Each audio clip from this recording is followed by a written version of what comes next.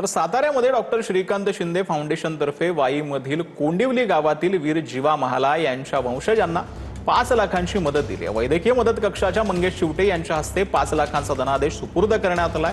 जीवा महाला यांच्या 14व्या पिढीसोबत स्वतः श्रीकांत शिंदे यांनी व्हिडिओ कॉलद्वारे संवाद साधून कुटुंबाची विचारपूस केली। वीर जीवा महाला यांचं स्मारक उभारण्याच्या घोषणाही करण्यात आली आहे। शिंदे साहेबांच्याच माध्यमाने आपल्याला स्मारकासाठी सुरुवातीला आता 5 लाख रुपये आणि त्याचबरोबर बाकी जे काय आपल्याला मदत केलेली आहे हे शिंदे साहेबांच्या सांगण्यावरूनच आम्ही या ठिकाणी केलेलं आहे। आणि तुमचा व्हिडिओ आम्ही पाहिला तर म्हणून लगेच मंगेश शिवटेंना मी पाठवलं की लवकरच तिकडे जा आणि तिकडे काय काय पाहिजे त्या गावाला आणि त्या स्मारकासाठी ते 100% आपण त्या ठिकाणी करू हे मंगेशला सांगूनच मी पाठवलं। आणि मला वाटतं याच्या अगोदर देखील गावाची संबंध जो आहे हा फाउंडेशनचा आलेला आहे। तर नक्की तुमच्या ज्या काय मागण्या आहेत या सगळ्या मागण्या ज्या आहेत हे शिवसेना म्हणून जे आहे पूर्ण करेल। ज्या शूरवीर शिवाजी महाराजांनी छत्रपती शिवाजी महाराजांचे प्राण वाचवले अफजल खानाच्या स्वारीच्या वेळी, त्याचं स्मारक झालं पाहिजे आणि महाराष्ट्रातलं पहिलं स्मारक कसं होईल।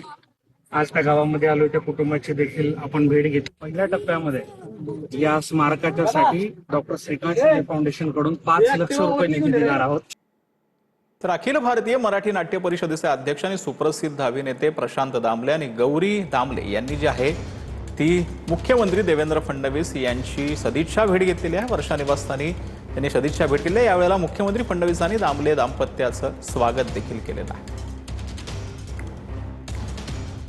तर आता बातमी आहे सांगलीमधून। सांगलीच्या विट्यातील भोंदूबाबा प्रकरणामध्ये एसआयटी स्थापन करण्याची अंधश्रद्धा निर्मूलन समितीनं मागणी केली आहे। कडेश्वर धाम अध्यात्म संस्थेच्या नावाखाली महिला आणि अल्पवयीन मुलींवर अत्याचार झाल्याचा आरोप करण्यात आला। विट्यातील तिन्ही भोंदूबाबांवर कठोर कारवाई करून खटला फास्ट ट्रॅक कोर्टात चालवा, अनिसचे विवेक भिंगारदेवे यांनी ही मागणी केलेली आहे।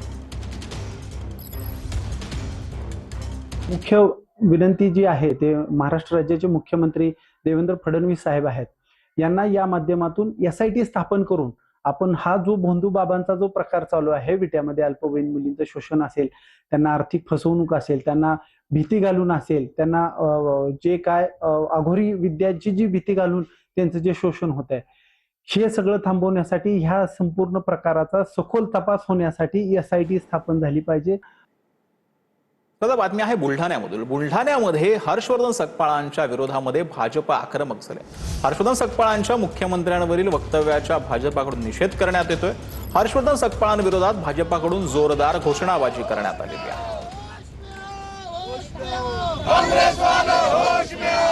तर आता बातमी आहे कल्याणमधून। कल्याणमध्ये 2 महिलांनी लग्नाचं आमिष देत व्यावसायिकाला 55 लाखांना फसवलंय। 2 महिलांना पोलिसांकडून अटक करण्यात आली। पुढील तपास सुरू आहे। इन्शुरन्स कंपनीत कामाला असल्याचं सांगत व्यावसायिकाची फसवणूक करण्यात आली। एका महिलेला पोलिसांनी कोल्हापुरातून अटक केलेली आहे। तर पिंपरी चिंचवडच्या फुगेवाडीमध्ये एकाच दिवशी 8 जणांचा मृत्यू झालाय। 8 जणांचा विविध कारणांनी मृत्यू झाल्याची माहिती समोर आली। 3घांचा हृदयविकाराच्या झटक्यानं मृत्यू झाल्याचा अंदाज जो आहे तो वर्तवण्यात येतो।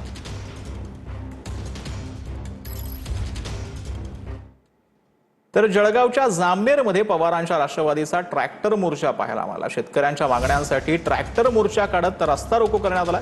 कर्जमाफी, शेतमालाला भाव देण्याची पवारांच्या राष्ट्रवादीची मागणी आहे।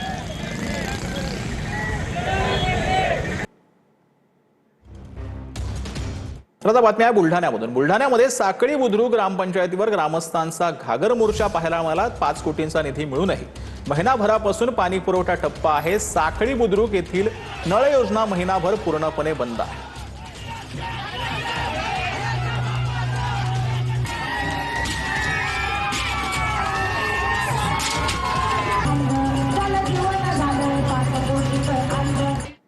तर आता बातमी आहे वर्ध्यामधून। वर्ध्यामध्ये मिल्क एस्पिरेशनमुळे 5 वर्षात 53 बालकांचा मृत्यू झाल्याची माहिती जिल्हा आरोग्य अधिकारी डॉक्टर स्वप्नील बेले यांनी दिली आहे। बाळाला दूध पाजताना योग्य काळजी घ्या। चुकीच्या पद्धतीने बाळाला दूध पाजल्यास बाळाच्या जीवाला धोका होण्याची शक्यता आहे। बाळाला दूध पाजल्यानंतर ढेकर काढणं गरजेचं आहे असं डॉक्टरांनी सांगितलंय। घरोघरी भेट देऊन मातांना मार्गदर्शन करण्याच्या सूचनाही देण्यात आल्या।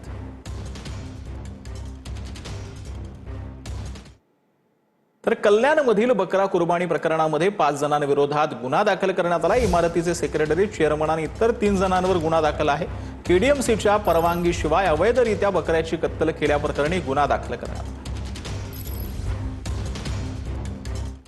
तर पुण्याच्या कोंडव्यामध्ये खासगी फायनान्स कंपनीच्या वसुली एजंटची दादागिरी पाहायला मिळते. मोबाईल कर्जाचा हप्ता थकीत असल्याच्या कारणावरून 59 वर्षीय ज्येष्ठ नागरिकाला घरात घुसून मारहाण करण्यात आलेली आहे.